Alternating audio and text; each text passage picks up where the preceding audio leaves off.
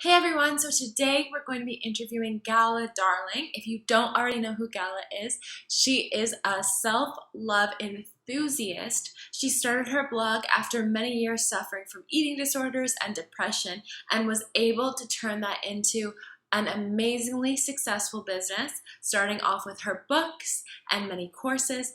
And so we're so excited to have her here today, sharing her tips, tricks, strategies, and methods with the Yes Supply Society. She's a total girl boss. She really has created a life that she loves, doing exactly what she loves to do. She gets to talk to women all over the world, encourage and motivate them to use self-love to create the life of their dreams. And so she's really such a Yes Supply muse. So I'm so excited to have her here today.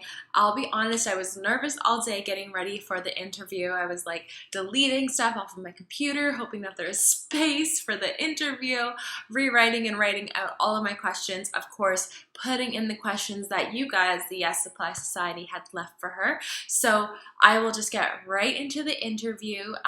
Definitely leave comments, leave questions, like and subscribe to the channel so that you don't miss out on any future interviews that we do. So with that, let's say hello to Gala and get right into the interview. Okay, cool. How are you? I'm good. How are you? Good. I spent the whole morning trying to delete stuff off of my computer to make sure that this is not going to crash or not get saved or anything like that. So that's kind of how my day has been. But I'm super excited to be chatting with you. I think it's going to be amazing. I told my community, so I have a little Facebook group called the Yes Supply Society, and I first started off just being like, who knows who Gala Darling is? And some people were like, I know. And I was like, oh my God, I'm interviewing them. So they've submitted some of their own questions for you as well. So they're really, really excited for this today. Cool. So thank you so much for hanging out with me. I guess you've had a kind of busy last few weeks. You've been traveling a lot?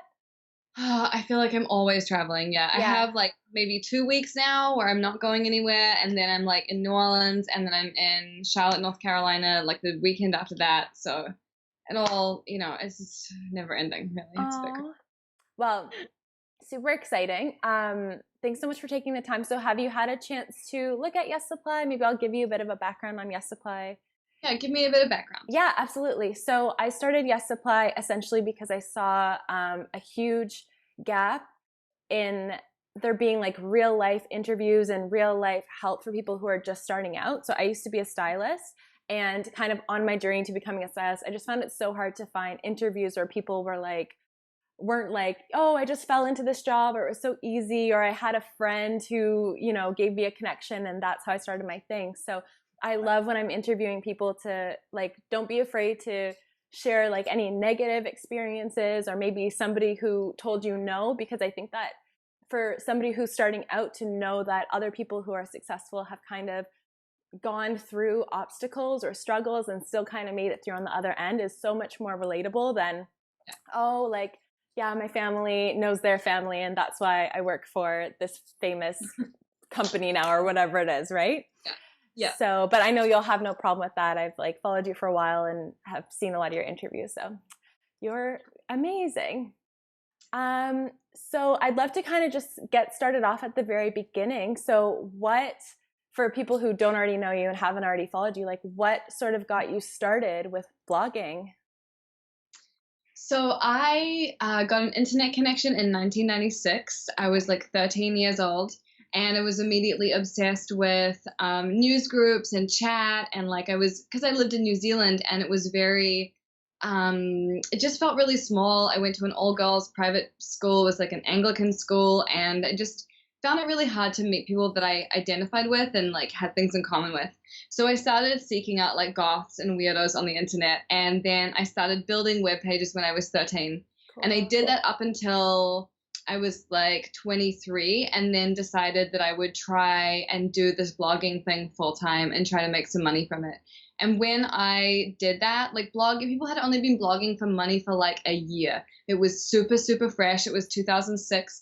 And so no one really knew how to make it work. Some people were making it work, but we didn't really know what that entailed. So I was working these really shitty jobs and always hated it, always wanted to be creative, but didn't know how to make the leap or whatever. And I moved to Australia with my boyfriend at the time. And I was like, you know what? I'm just going to try because I literally have nothing to lose right now. I don't have a job anyway. Like, let's just see what happens. That's kind of how it started. That's kind of how you got started. I know. So my community is a lot of female creatives as well, and people who kind of want to start their own business and get into entrepreneurship. A big thing that they struggle with, and something that I struggled with a lot too when I was starting out, was being comfortable with sharing like personal aspects about yourself online. So how did you get comfortable with sharing, you know, the ups and the downs and the vulnerability and that sort of thing? Well, it's interesting because I started kind of blogging before it was blogging when I was like 14. And I was just sharing like bad poetry, and then moved into like online journaling. I was on LiveJournal for a long time, and I would be just like a total oversharer. Told people way too much information about myself.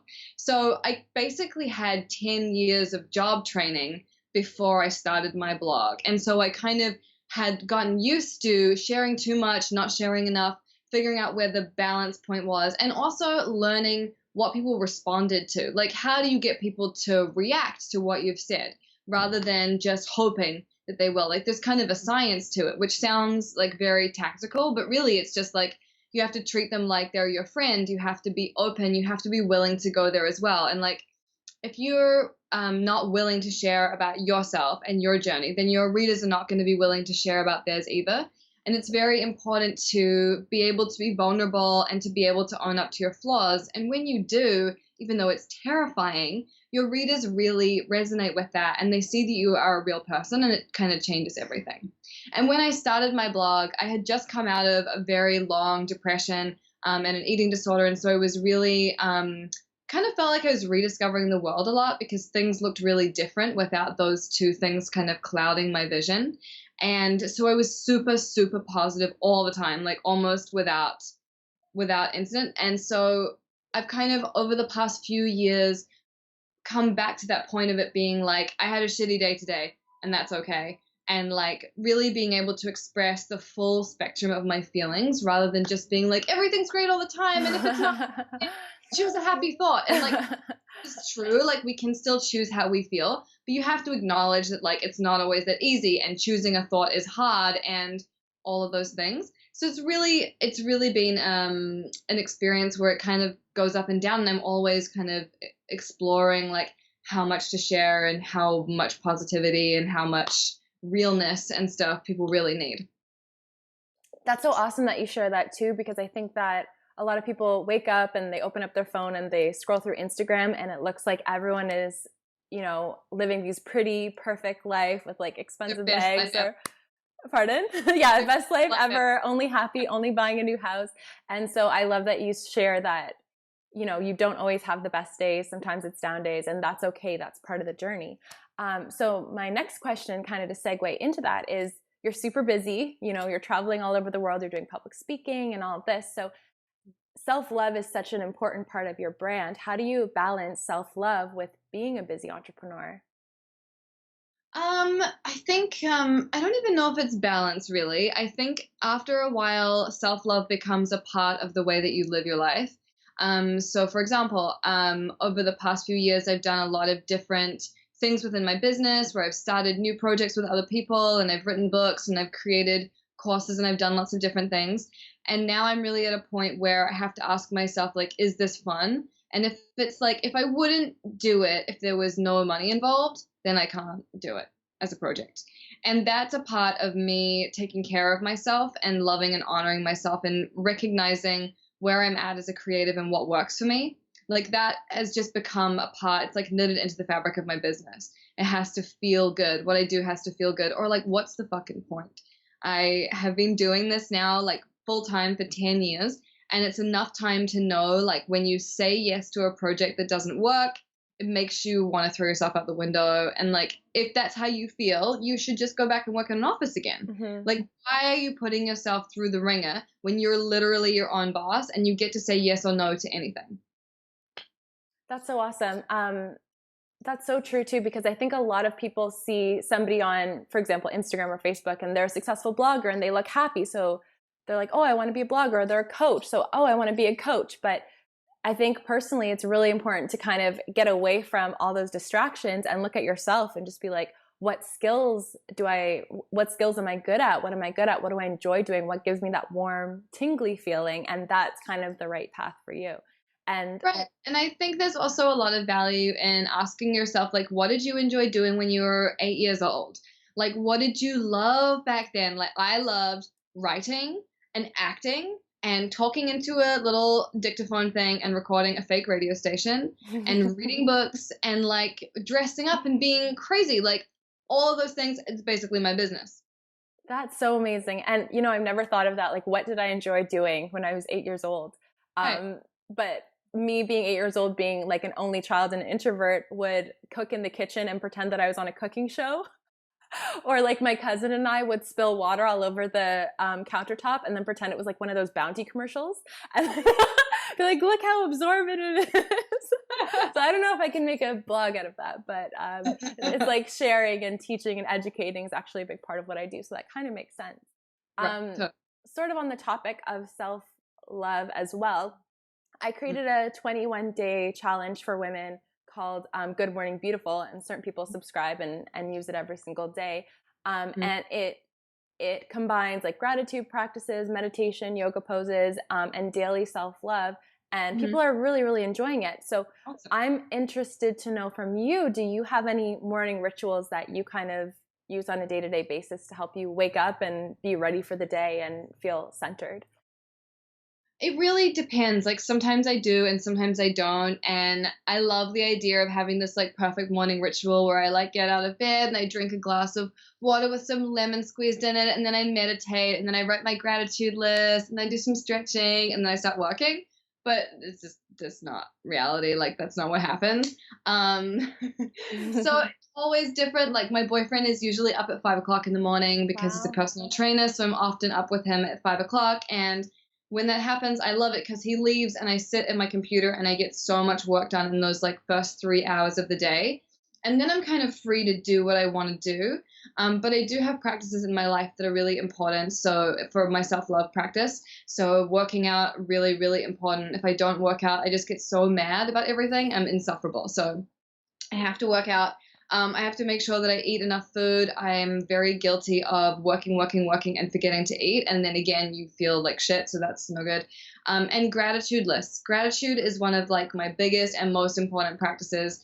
I'm always working on a gratitude list and I post them on Instagram, and that just helps me focus on like what's going well in my life. And that's really important, is to not obsess over your problems all the time. And I think there's a difference between being like, oh, I have a problem, but I'm not going to think about it and I'm going to try and gratitude or meditate it away, because that doesn't work. And that's not the purpose of those practices.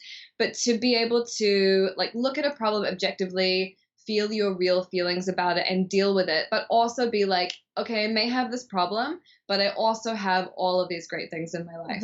And so those two things have to coexist in a parallel kind of way. You can't pretend that the bad stuff isn't there, because your life will just get messier and messier and messier because you're not unpacking anything. And we have to really just be thoughtful about that. Like, I used to think that radical self-love, the most important thing was that you make an effort to feel good every single day. And I still think that that's important. And I think it's a cornerstone. But I also think that we use the idea of feeling good as an excuse to avoid transformation, because ultimately transformation only happens when we're in pain, and growth and change is like ugly and messy and it sucks. And it's never just like, here I am, like a, you know, like RuPaul's Drag Race kind of catwalk reveal. Would be nice. I wish that it was like that. But it'd be so fabulous. Right. But like, it's not like that. And so we have to be really realistic about the fact that if we're just trying to feel good all the time, really it's kind of a spiritual bypass. And we have to get comfortable with like the messiness and the ugliness of life and not knowing all the answers and having an ugly cry in public sometimes, you know? Yeah. Actually, this relates to me perfectly because I relaunched my website, I think it was last week. Obviously, it was Mercury in retrograde. If you ever relaunch your website, please don't do it during Mercury in retrograde. It's the worst. And I think it was Friday morning, just everything was going wrong. And I hadn't cried in a very long time, but I just sat there and like ugly cried, like the shit out of ugly crying. But then after I was like, wait, that felt really good. Totally. So, like, I should do this every day. Right. It totally feels really good. Louis C.K. did a thing recently. He was on Conan O'Brien, and he was talking about how we all use our phones as a way of pushing away the ugliness and the pain. Because we all have this pain kind of sitting in the back of our heads and like this sadness that kind of threatens to overwhelm us all the time. But when we feel it, we usually like grab our phone and we look at a cat video on YouTube or something so we don't have to deal with it. And he said he was driving down the road and he felt the feeling come up. And instead of grabbing his phone and texting like 10 people, he was like, okay, I'm just going to let it wash over me and I'm just going to feel it. And he pulled over to the side of the road and he cried and he like felt the feelings and he was really in it. And afterwards, he said he felt this sense of bliss and happiness that he hadn't felt in a really long time. And he said that when you don't allow yourself to feel both sides of the spectrum, or at least when you don't allow yourself to feel the sadness, you're kind of just in this numbed out place all the time. You never really feel great. You never really feel shitty. You kind of just bumbling along. And that's not the goal. Like, you want to be able to feel the full spectrum of emotions. That's why we're here. And that's why we have those emotions. Like, they're there to show us what's not working or draw attention to something, not to just be ignored or pretend they're not there, or, you know, prayed away. Like, it doesn't work like that. You know what's so crazy? I actually saw that video and I saw it and I thought it was great and I thought it was true. But even now, you just saying that back to me in your own way makes me really like understand it and feel it that much more. And it kind of just makes me think like a lot of women wanting to start their own businesses or wanting to start their own blogs, they say, oh, sorry, I thought it was freezing. They say, oh, well, I can't do it because there's already someone doing it, right? And it like this is just the perfect example of if you're doing something in your own unique way, it's going to hit somebody differently. And your words of Louis C.K. hit me differently than it coming straight from him, which is so interesting. Right. So because his delivery is different. He's telling it, you know, in an anecdotal talk show, making it funny. I want to sell some tickets to my show kind of way. And I'm telling in a way of being like, please feel your feelings. Yes. Like, I don't care if you feel your feelings. He's just trying to make you laugh. Yes. So it's a totally different thing. But it's true. Like, everyone is so obsessed with like, oh, well, it's already been done. So fuck that. There is literally no such thing as an original thought. Like, everything has been done. Yes. So the only thing you can do is like pick something you really love, pick something that you could talk about every day for like 2 years and not get sick of, and go for it. Because it's true, like there are so many people who do like business advice online, or they do like spirituality or fashion or whatever. And there's like an unending appetite for this because someone different is going to appeal to everyone. And I only started my blog a year ago, and I often struggle with the same thing because for me, self-love is very important, but I'm learning so much about, you know, online business and social media. So I want to share that too. And for a while I was struggling, like, okay, who am I? Am I this person? Am I that person? And then one day it hit me. I'm like, I don't have to put myself in a little box. I don't have to say I'm a self-confidence person, or I don't have to say I'm a business blog person. I can just share. And it's great because my community is so many different people that come to me for so many different things. So which kind of works for my next question too. A lot of people want to start something and they don't because of fear, because of those excuses, you know, it's already been done. And so when you first started, there was no guarantee that you were going to see all the success that you did. There was no guarantee that anyone was going to open up your book. Like, I'm so glad you did, but there was no guarantee. So like, did you know all this was going to happen? Did you have a feeling? Like, what was it? No, I had no idea. So I started my blog because I was like, okay, I have to do something that's going to make me some money. I literally got out a piece of paper and I wrote a list of like 20 or 30 things I thought I could do that would make money. And there was like, you know, become a makeup artist, be a photographer, become a florist. Like, it was all creative stuff. But most of it required equipment or training or some kind of big initial investment. And start a blog was literally the cheapest option. And I had like no money. So I was like, well, I guess I'm going to do that. And I had always wanted to start a magazine, but again, that costs a lot of money to put together. And I thought, well, I'll start my blog, and maybe if that works, then I'll do a magazine, and that's how it'll go. But the blog was so much fun that I kind of never made that leap. So, but no, I had no idea that it was going to work. And I think in some ways that was an advantage. I people who start blogs now look at it thinking like, oh, I want to deal with Target and I want a book and I want a TV show and all of this stuff. And I think when you're starting something for those reasons, it really comes across. It doesn't feel like an authentic sharing of what you really have to say. And I started my blog thinking like, I have no idea how I'm going to make money. Maybe I'll sell advertising, which is what I started doing in the beginning. But really, I just wanted to talk about what I wanted to talk about. And the real primary driver for my blog initially was I wanted to talk about personal style and how that can make us feel good. And at the time, there were a few blogs about personal style, but they were mostly either obsessed with like trends, which I'm not into, or they were really snarky and it would be like, look at what the celebrity is wearing, how disgusting. And I wanted to create a place online where women could come and feel inspired about getting dressed and feel good about themselves and feel empowered to like experiment with clothing and try something different. Like I'm wearing leopard print leggings. Love those. Those are amazing. I feel like Peg Bundy in them. Like I feel amazing. It's so good. But, you know, I wanted people to like have fun with style. And I think if I'd gone into it being like, well, I want to write a book, like it just has a different vibe. Like your intention is everything and that people can feel it. It comes through the screen. They can feel how genuine you are. So, yeah, but no, I had no idea. And for years, my parents were like, don't you think you should get a job? Blah, blah, blah, until it really started to pick up. But it took a long time for it to be really self-sustaining and for me not to be like, oh, fuck, how am I going to pay my rent this month, you know? And that's just part of the game. And it's like that with everything that I've tried that I wanted to do. With my first book, I decided to self-publish it because I had met with some publishers and they were like, we don't get it. And I was like, you know what? I think this is important enough that I'm willing to like put my own time and money into it. I'll hire my own designer and photographer and all of that stuff. And we'll sell it through Amazon Print on Demand and see what happens. And it was instantly a #1 Amazon bestseller. It was a #1 Amazon new release. Wow. And then like I got an email from Hay House saying, we want to buy your book. So amazing. It was worth the gamble. Like I could still be in that position of not having written a book, still thinking about it and being intimidated because a big publisher didn't understand my vision and just like waiting for someone to say that it was okay to do it. And I don't believe in waiting for someone to give you that permission slip. You have to give yourself the permission slip. Yeah, absolutely. I totally agree. I think that so many people wait for permission and it's like, sometimes you just have to be that thing that you know is the next step. And then people are like, oh, you already are that thing. And so now we have to ask to buy your book or whatever it is. So that's really, really cool.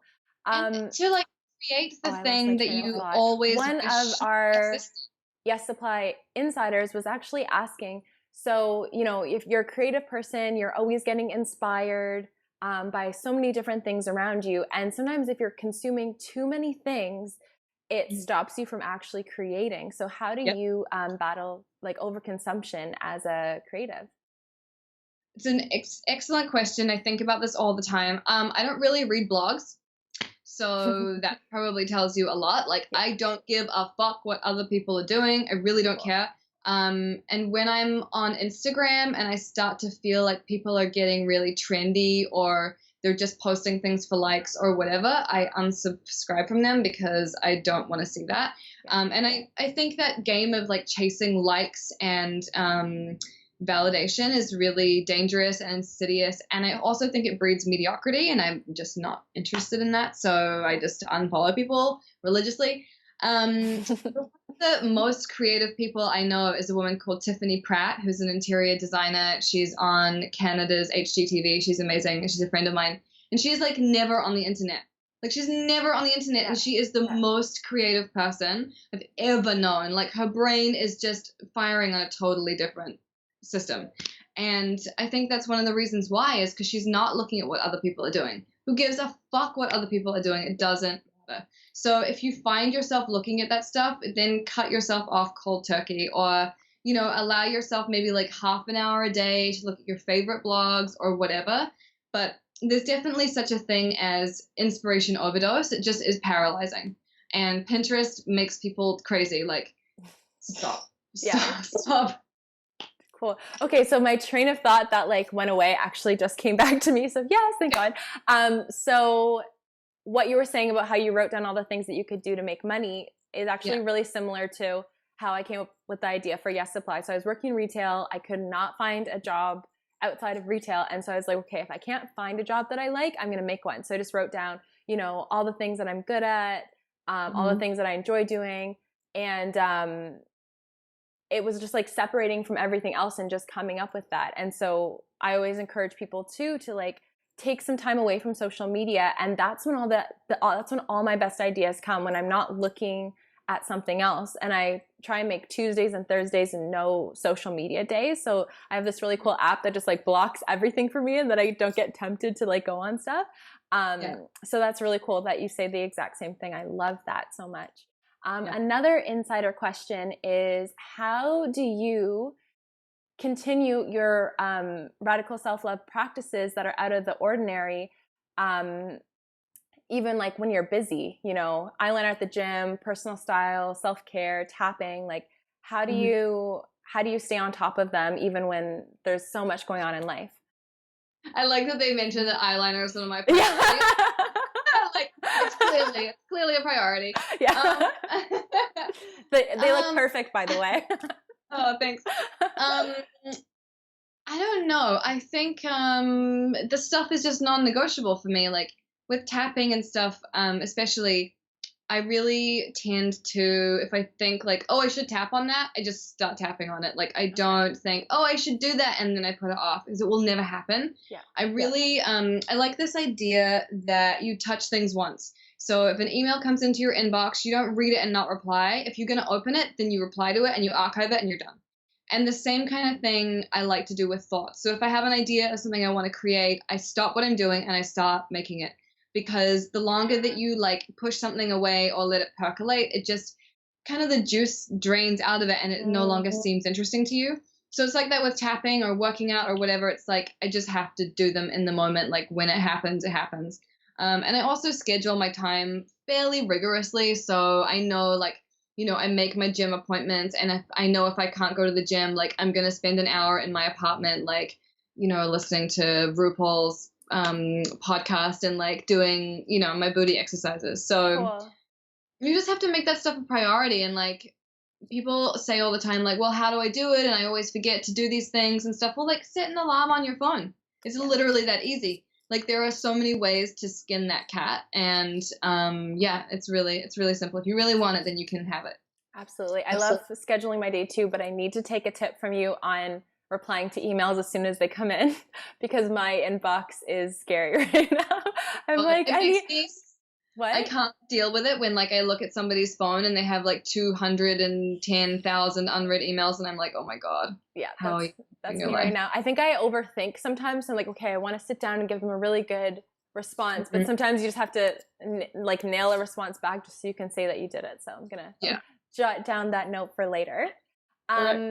One question that I had actually was, so you started your book, you had this really great, successful blog. How did you know that it was the right time to like expand your product offering and start selling courses and that sort of thing? I actually just bought Tap That, so I'm really excited to get started with it. Yay! Yeah. So, it's funny because I'm sitting literally on this couch for all the videos. Yeah, I looked at a few of them and I'm like, oh, I can't wait to like give myself some time to get started.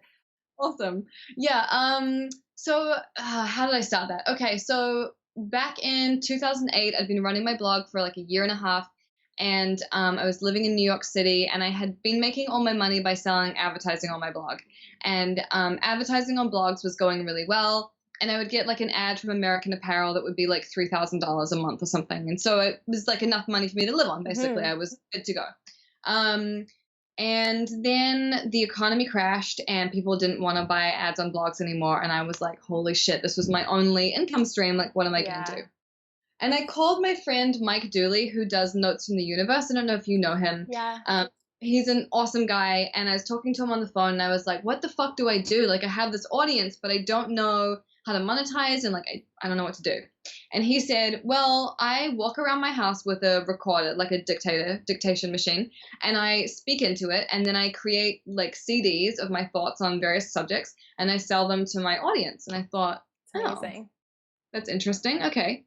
And at the time I wasn't very confident with my speaking abilities, and I really preferred to, you know, write something. So I thought, what if I decided to write a book over the course of a year, and I write one chapter every month, and people can like subscribe. So when the new chapter comes out at the start of February or whatever, they get it immediately. And I could record myself reading it aloud, and they could have an MP3 because my people are modern. They don't need a CD. Yeah. And I could try doing that. So that was my first like digital offering, which I think must have been 2008 or 2009. And was like the best thing I ever did for my business. I made like 6 figures on that. Amazing. And that blew my mind. And especially because when I started it, no one was really doing anything like that. And I was really nervous about asking my audience for money because I'd been giving them all this free content. And I thought like maybe they're going to think I'm like selling out or something, or maybe they'll be offended. But what I realized is if your readers like you and what you do, then they're usually really happy to pay for more access to more of it. Like if they love your stuff, like if you have a favorite author, you're going to buy their books. Like that's how it works. And so that was kind of the beginning of digital offerings. And then I started creating courses from there. And that's all really been like a work in progress and very much like a big experiment. Like what works? How do you get people to get all the way through a course and enjoy it and find value? And it's something that I'm still refining, and it's something that I still find interesting as an idea. That's so awesome. And so did that book turn into Radical Self-Love? Yeah, so it was the really, really, really rough draft of that, which is crazy. So it means I basically used that information 3 times over. So I sold it back in 2009. Then I self-published it, and then I, sold it to Hay House. And obviously it went through like massive changes and iterations during that time. And it's a completely unrecognizable product now, but it was the bones of what would become my first book. And that really worked for me because, when I was writing for my blog every day and dealing with emails and all the other stuff that I was doing, the idea of writing a book seemed impossible. Yeah. And so giving myself a deadline of like, okay, every month I have to write 10,000 words really forced me to get it done. So it was another way of kind of motivating myself to finish it up. That's so cool. And one thing that I see with a lot of people starting out is like they have amazing product, they have something that they want to share, but they're afraid to share it because they're afraid to ask for money, or they're afraid of appearing spammy. So this is a great tip, because if you are offering something that can, change someone's life or inspire them or motivate them, it's kind of your job to share it, right? Like if you're selfish not to share it. Like if you have something that can really help people, then you're kind of being a dick if you don't tell them about it. Exactly. That's so true. And so I think it was in one of your blog posts or maybe one of your interviews, I know you said that you're a little bit of an introvert, and I am as well, and I'm sure a lot of my followers are. So how did you branch out being an introvert into doing public speaking? Because I know public speaking really scares a lot of people. Right. It's interesting. Public speaking doesn't really scare me, and in fact, it's one of my favorite things to do ever. When I say I'm an introvert, it really just means I need a lot of time by myself to refuel and get my ideas together. And sometimes if I don't get to spend enough time with my own thoughts, I kind of don't know how I feel about things. Okay. I have to be alone to like figure that out. It takes me some time on my own to figure it out. But public speaking, like I had kind of done a few little things, especially like in the fashion blogging space, which is where I started. So I would be asked to speak on a panel for Fashion Week or something, which was fun. And panels are easy because you're up there with a few other people, and so it's really not that intimidating. But the first real public speaking engagement I got invited to was to do a TED Talk at Carnegie Mellon University, which is like the scariest fucking thing ever. And you have to prepare a speech that's 18 minutes long, and you're not allowed to have any notes. You have to fully memorize it. So that was my chore. And then I got there, and there's like 500 people in this room. It was massive. And it was terrifying. And it's really funny. I rewatched some of the TED Talk today because I was trying to find a reference for something from it. And that came out in 2012. So it's now been like 4 years. I literally have not watched the whole thing ever because it's so horrible. But I feel like I have more compassion for myself now. So I can now watch it and be like, actually, this is not that bad. Like it was not horrible. I've seen it. It was not thinking like it's okay. It's okay. I think everyone is their own biggest critic. Of course, you know what I mean? Like took me forever to get comfortable with my curly hair. Meanwhile, everyone's like, can I touch your hair? Blah, blah, blah. And so everyone, has this one thing that they hate about them or they don't like about them, but everyone else is like, that's the most amazing thing about you. So. Right. Like your hair is so gorgeous. And I can't even imagine you with straightened hair. Yeah, I'm trying. I had it in braids and I'm trying not to straighten it because when I straighten it, then the curls get all messed up and it's not pretty. So yeah, just got to work with what you got, right? It's easy. Totally. Just wash and go. Is your hair naturally straight like that? Yes, it's like a pin. Like I don't straighten it. I just blow dry it and it's done. Yeah. And see, for the longest time, I wish I had just super straight hair, but it takes like 3 hours. So I'm not going to do that every day. Also, it's really flat. Like my ears stick to it. Like, you know, you probably never have that problem. So there's pros and cons to everything. Honestly. Yeah, my ears, I'm in Canada, so my ears are nice and warm in the winter. Awesome. So our community wanted to know what project that you're working on are you most excited about for the next year? I'm working on so many things right now. Okay. You can tell us about all of them. It's fine. Okay, so let's start at the top. So I'm working on my second book right now, which is all about magic, and I'm really excited. Like I'm so pumped up about it. So I'm working on that. I'm putting together an almanac for next year, which is like a physical book which is full of ideas and articles and inspiration for the new year. I did it last year as a digital product and it sold like crazy. People loved it. So this year we're going to do it in physical form, which I'm really excited about. Cool. And I'm also developing a workout plan with my boyfriend. So we have a thing called Bad Witch Workout, which is for girls who are not like the Soul Cycle type, and we're weird, and that's fine, and we still want to work out and like look after our bodies. So we're working on that, and it's pretty awesome. That sounds amazing. Yeah, but it's all keeping me really busy. Like I have it's craziness, but I kind of like it this way. I love having lots of pans in the fire. Yeah, I'm the same way. I can't get bored. Like when people are like, I'm bored, I'm like, how are you bored? There's so much that you could be doing right now. Exactly. But I'm definitely excited about that workout. I go crazy if I don't work out. So I'm really excited to see what you guys come up with. You're going to love it. It's so good. I think that'll be really cool. So I think most of the people who are part of Yes Supply already know where to find you. But if they don't, where can they find you online? Where can they find you on social media? That sort of thing.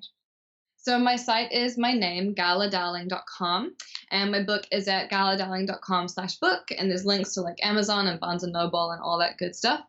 And then on social media, I'm usually just at Gala Darling, pretty much everywhere actually. And on Facebook, I'm facebook.com/XO Gala Darling. That's the only anomaly.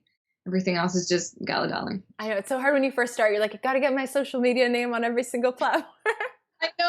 I know, it's crazy. Also, like I went to buy the domain for Bad Witch Workout yesterday, and someone fucking bought it, and I was like, no! So it's badwitchworkout.org, which I'm really annoyed about, but whatever, it's fine. That's Most so people frustrating. click links anyway. At least that's what I'm telling myself, and I'm annoyed with myself because I should have bought the domain back when I first mentioned it on social media because I knew somebody would squat on it. Oh, that's probably what's happening.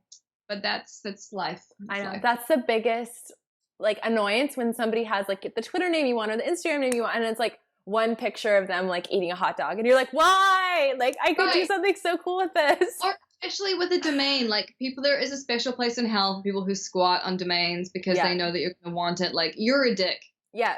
No, absolutely. Find another way to make money that doesn't like ruin people's lives, because that is you're like, I could be doing so much with this domain, and now it's going to be impossible for people to find. Well, people will find it. You have links and social media and everything everywhere, so people will find it. So don't stress. But maybe we can manifest it for you. Maybe let's try that. I'm going to ask the community to manifest the domain. They're going to email you and be like, you know what? I really wanted your workout, so here you go. Awesome. I like it. Well, thank you so much. Is there anything else that you wanted to add or share with the community? No, I think I'm good.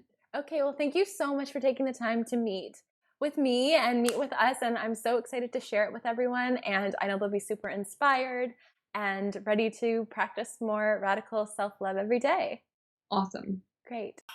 Oh my God, you're still here. So if you're still watching the video, clearly you loved the interview with Gala and me. I had so much fun.